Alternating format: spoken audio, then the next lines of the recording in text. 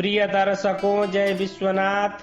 मैं आचार्य विवेकानंद पांडे काशी से आप सभी का हमारे इस YouTube चैनल पर सुस्वागत है।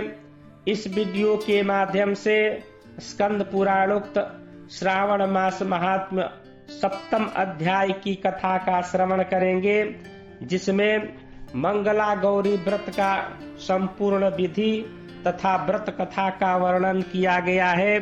तो आइए बिना देर किए हुए कथा का श्री गणेश करते हैं। तब तत्त्वं न जानामि कीदृशोऽसि महेश्वरः, जादृशोऽसि महादेव तादृशाय नमो नमः। ईश्वर बोले, हे सनत कुमार, अब मैं अत्युत्तम भौम व्रत का वर्णन करूंगा, जिसके अनुष्ठान करने मात्र से वैधव्य नहीं होता है। विवाह होने के पश्चात 5 वर्षों तक यह व्रत करना चाहिए। इसका नाम मंगला गौरी व्रत है। यह पापों का नाश करने वाला है। विवाह के पश्चात प्रथम श्रावण मास के कृष्ण पक्ष में पहले मंगलवार को यह व्रत आरंभ करना चाहिए। केले के खंभों से सुशोभित एक पुष्प मंडप बनाना चाहिए और उसे अनेक प्रकार के फलों तथा रेशमी वस्त्रों से सजाना चाहिए। उस मंडप में अपने सामर्थ्य के अनुसार देवी की सुवर्णमयी अथवा अन्य धातु की प्रतिमा स्थापित करनी चाहिए और 16 उपचारों से, 16 दुर्वा दलों से, 16 अपामार्ग दलों से, 16 चावलों से तथा 16 चने की दालों से मंगला गौरी नामक देवी की पूजा करनी चाहिए और 16 बत्तियों से 16 दीपक जलाने चाहिए। दही तथा भात का नैवेद्य भक्ति पूर्वक अर्पित करना चाहिए और देवी के पास पत्थर का सील तथा लोढ़ा स्थापित करना चाहिए। 5 वर्ष तक इस प्रकार से व्रत करने के पश्चात उद्यापन करना चाहिए। माता को वायन प्रदान करना चाहिए। अब उसकी विधि सुनिए। अपने सामर्थ्य के अनुसार एक पल प्रमाण सुवर्ण की अथवा उसके आधे प्रमाण की अथवा उसके भी आधे प्रमाण की मंगला गौरी की प्रतिमा निर्मित करानी चाहिए। अपनी शक्ति के अनुसार स्वर्ण आदि के बने तंडुल पूरित पात्र पर वस्त्र तथा रमणीय कंजुकी अर्थात ओढ़नी रखकर उन दोनों के ऊपर देवी की प्रतिमा स्थापित करनी चाहिए। समीप में चांदी से निर्मित सील तथा लोढ़ा रखकर माता को वायन प्रदान करना चाहिए। इसके बाद 16 सुहागनियों को प्रयत्न पूर्वक भोजन करानी चाहिए। हे विप्र, इस विधि से व्रत करने पर 7 जन्मों तक सौभाग्य बना रहता है और पुत्र पौत्र आदि के साथ संपदा विद्यमान रहती है। सनत कुमार बोले, सर्वप्रथम इस व्रत को किसने किया था और किसको इसका फल प्राप्त हुआ? हे शंभो, जिस तरह से मुझे इसके प्रति निष्ठा हो जाए, कृपा करके वैसे ही बताइए। ईश्वर बोले, हे सनत कुमार, पूर्व काल में कुरु देश में श्रुतकीर्ति नामक एक विद्वान कीर्तिशाली शत्रुओं का नाश करने वाला 64 कलाओं का ज्ञाता तथा धनुर्विद्या में कुशल राजा राज करता था। पुत्र के अतिरिक्त अन्य सभी शुभ चीजें उस राजा के पास थी। अतः वह राजा संतान के विषय में अत्यंत चिंतित हुआ और जब ध्यान पूर्वक देवी की आराधना करने लगा, तब उसकी कठोर तपस्या से देवी प्रसन्न हो गई और उससे यह वचन बोली, हे सुव्रत, वर मांगो। श्रुतकीर्ति बोला, हे देवी, यदि आप मुझ पर प्रसन्न है तो मुझे सुंदर पुत्र दीजिए। हे देवी, आपकी कृपा से अन्य किसी भी वस्तु का अभाव नहीं है। उसका यह वचन सुनकर पवित्र मुस्कान वाली देवी ने कहा, हे राजन, तुमने अत्यंत दुर्लभ वर मांगा है, फिर भी कृपावश मैं तुम्हें अवश्य दूंगी। किंतु हे राजेंद्र सुनिए, यदि परम गुणी पुत्र चाहते हो तो वह केवल 16 वर्ष जीवित रहेगा, और यदि रूप तथा विद्या से विहीन पुत्र चाहते हो तो दीर्घजीवी होगा। देवी का यह वचन सुनकर राजा चिंतित हो उठा और पुनः अपनी पत्नी से परामर्श करके उसने गुणवान तथा सभी शुभ लक्षणों से संपन्न 16 वर्ष की आयु वाला पुत्र मांगा।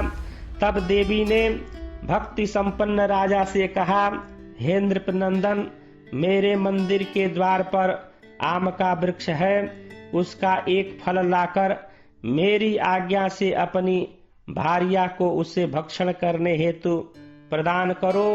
इससे वह शीघ्र ही गर्भ धारण करेगी, इसमें संदेह नहीं है। प्रसन्न होकर राजा ने वैसा ही किया। उसकी पत्नी ने गर्भ धारण कर लिया और 10वें महीने में उसने देवपुत्र तुल्य सुंदर पुत्र को जन्म दिया। तब हर्ष तथा शोक से युक्त राजा ने बालक का जातक कर्म आदि संस्कार किया और शिव का स्मरण करते हुए उसका नाम चिरायु रखा। इसके बाद पुत्र के 16 वर्ष के होने पर पत्नी सहित राजा चिंता में पड़ गए और वे विचार करने लगे कि यह पुत्र बड़े कष्ट से प्राप्त हुआ है, मैं इसकी दुखद मृत्यु अपने ही सामने कैसे देख सकूंगा। ऐसा विचार करके राजा ने पुत्र को उसके मामा के साथ काशी भेज दिया। प्रस्थान के समय राजा की पत्नी ने अपने भाई से कहा कि कारपटिका का वेश धारण करके आप मेरे पुत्र को काशी ले जाइए। मैंने भगवान मृत्युंजय से पूर्व में पुत्र के लिए प्रार्थना की थी और कहा था, हे विश्वेश, आप जगतपति की यात्रा के लिए मैं उस पुत्र को अवश्य भेजूंगी, अतः आप मेरे पुत्र को आज ही ले जाइए और सावधानी पूर्वक इसकी रक्षा कीजिएगा। अपनी बहन की यह बात सुनकर भांजे के साथ वह चल पड़ा। कई दिनों तक चलते चलते वह आनंद नामक नगर में पहुंचा। वहां सभी प्रकार की समृद्धियों से संपन्न वीरसेन नाम वाला राजा राज करता था। उस राजा की एक सर्वलक्षण संपन्न युवावस्था प्राप्त मनोहर तथा रूप लावण्यमयी मंगला गौरी नामक कन्या थी। सभी उपमानों को तुच्छ करके सौंदर्य अभिवृद्धि को प्राप्त वह कन्या किसी समय सखियों के साथ नगर के उपवन में क्रीड़ा करने के लिए गई हुई थी। उसी समय वह चिरायु तथा उसका मामा वे दोनों भी वहां पहुंच गए और उन कन्याओं को देखने की लालसा से वहीं विश्राम करने लगे। इसी बीच विनोद पूर्वक क्रीड़ा करती हुई उन कन्याओं में से किसी एक ने कुपित होकर राजकुमारी को रंडा यह कुवचन कह दिया। तब उस अशुभ वचनों को सुनकर राजकुमारी ने कहा, तुम अनुचित बात क्यों बोल रही हो? मेरे कुल में इस प्रकार की तो कोई नहीं है। मंगला गौरी की कृपा से तथा उनके व्रत के प्रभाव से विवाह के समय जिसके सिर पर मेरे हाथ से अक्षत पड़ेंगे, हे सखी, वह यदि अल्प आयु वाला होगा तो भी चिरंजीवी हो जाएगा। इसके बाद वे सभी कन्याएं अपने अपने घर चली गईं। वही दिन राजकुमारी के विवाह का था। बाल्हिक देश के दृढ़धर्मा नामक राजा के सुकेतु नाम वाले पुत्र के साथ उसका विवाह निश्चित किया गया था। वह सुकेतु विद्याहीन, कुरूप तथा बहरा था। तब सुकेतु के साथ आए हुए उन लोगों ने विचार किया कि इस समय कोई दूसरा श्रेष्ठ वर ले लेना चाहिए और विवाह संपन्न हो जाने के अनंतर वहां सुकेतु पहुंचे। तदनंतर चिरायु के पास जाकर उन लोगों ने उसके मामा से याचना की कि आप इस बालक को हमें दे दीजिए, जिससे हमारा कार्य सिद्ध हो जाए। इस पृथ्वी पर परोपकार के सम्मान दूसरा कोई धर्म नहीं है। उनकी बात सुनकर चिरायु का मामा मन ही मन बहुत प्रसन्न हुआ, क्योंकि इसने उपवन में पहले ही कन्या मंगला गौरी की बात सुन ली थी। फिर भी उसने एक बार कहा कि आप लोग इसे किस लिए मांग रहे हैं? कार्य की सिद्धि हेतु वस्त्र अलंकार आदि मांगे जाते हैं, वर तो कहीं भी मांगा नहीं जाता। तथापि आप लोगों का सम्मान रखने के लिए मैं इसे दे रहा हूँ। इसके बाद चिरायु को वहां ले जाकर उन लोगों ने विवाह संपन्न कराया। सप्तपदी आदि के हो जाने पर रात्रि में शिव पार्वती की प्रतिमा के समक्ष उस चिरायु ने हर्षयुक्त होकर मंगला गौरी के साथ शयन किया। उसी दिन चिरायु के 16 वर्ष पूर्ण हो चुके थे और अर्धरात्रि में साक्षात काल सर्प रूप में वहां आ गया।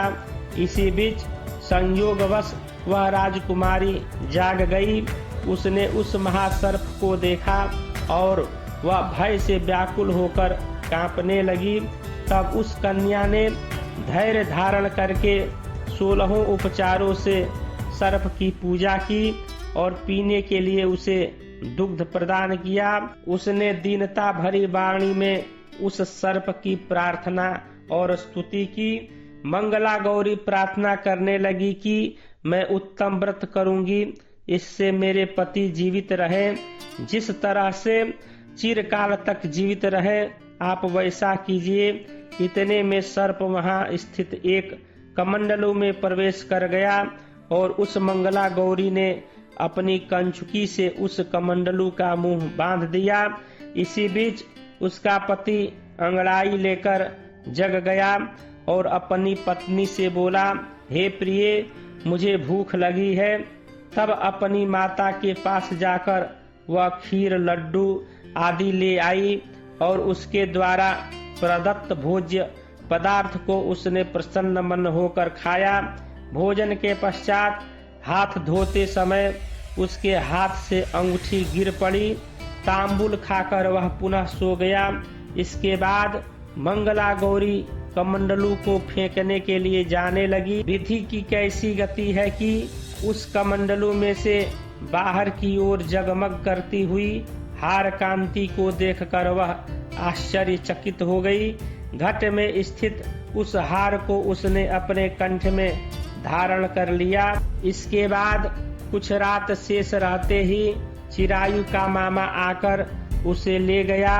इसके बाद वर पक्ष के लोग सुकेतु को वहां ले आए। उसे देखकर मंगला गौरी ने कहा कि यह मेरा पति नहीं है। तब उन सभी ने उससे कहा, हे शुभे, तुम यह क्या बोल रही हो? यहाँ तुम्हारा कोई परिचायक हो तो उसे हम लोगों को बताओ।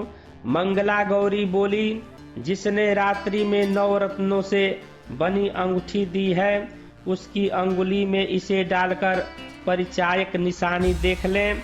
मेरे पति ने रात्रि में मुझे जो हार दिया था उसके रत्नों का समुदाय कैसा है, इस बात को यह बताए। यह तो कोई अन्य ही है। इसके अतिरिक्त रात्रि में आम सींचते समय उनका पैर कुमकुम से लिप्त हो गया था, वह मेरी जांघ पर अब भी विद्यमान है। उसे आप लोग शीघ्र देख लें। साथ ही रात में परस्पर भाषण तथा भोजन आदि जो कुछ किया गया था उसे यह बता दें, तब यह निश्चय ही मेरा पति है। इस प्रकार उसका यह वचन सुनकर सभी कहने लगे, ठीक है, ठीक है।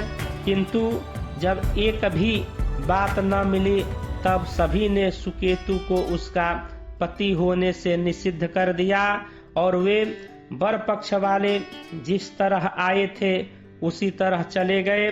तत्पश्चात अपने वंश को बढ़ाने वाले महान यश से संपन्न तथा परम मनस्वी मंगला गौरी के पिता ने अन्न पान आदि का सत्र चलाया।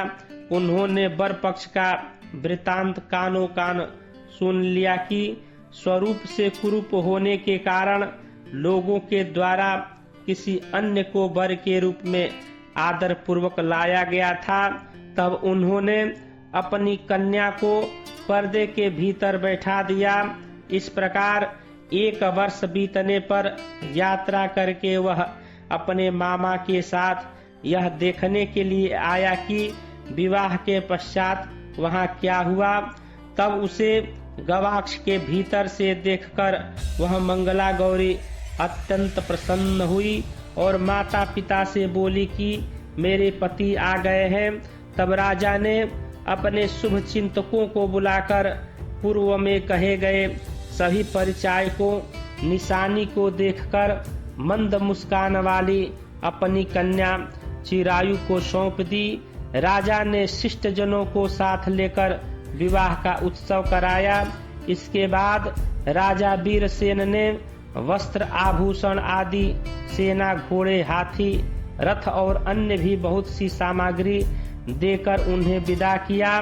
इसके बाद अपने कुल को आनंदित करने वाला वह चिरायु पत्नी तथा मामा को साथ लेकर सेना के साथ अपने नगर पहुंचा। तब लोगों के मुख से उसे आया हुआ सुनकर उसके माता पिता को विश्वास नहीं हुआ। उन्होंने सोचा कि प्रारब्ध अन्यथा कैसा हो सकता है। इतने में वह अपने माता पिता के पास आ गया और स्नेह से परिपूर्ण वह चिरायु भक्ति पूर्वक उनके चरणों पर गिर पड़ा। तब उस पुत्र का मस्तक सूंघकर उन दोनों ने परम आनंद प्राप्त किया। पुत्र वधू मंगला गौरी ने भी सास ससुर को प्रणाम किया। तब सास उसे अपनी गोद में बैठाकर सारा वृतांत शीघ्रता पूर्वक पूछने लगी।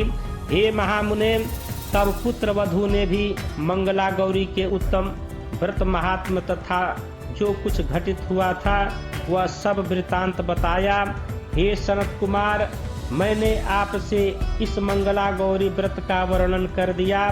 जो कोई भी इसका श्रवण करता है अथवा जो इसे कहता है और सुनता है उसके सभी मनोरथ पूर्ण हो जाते हैं, इसमें संदेह नहीं है। सूत जी बोले, हे ऋषियों, इस प्रकार शिव जी ने सनत कुमार को यह मंगला गौरी व्रत बताया और उन्होंने सभी कार्यों को पूर्ण करने वाले इस व्रत को सुनकर महान आनंद प्राप्त किया। प्रेम से बोलिए शंकर भगवान की जय, मंगला गौरी देवी की जय।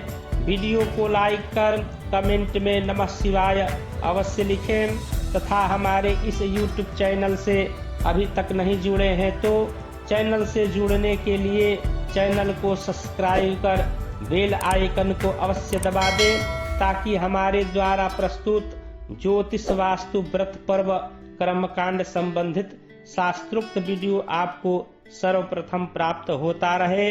जय विश्वनाथ, हर हर महादेव, नमस्कार।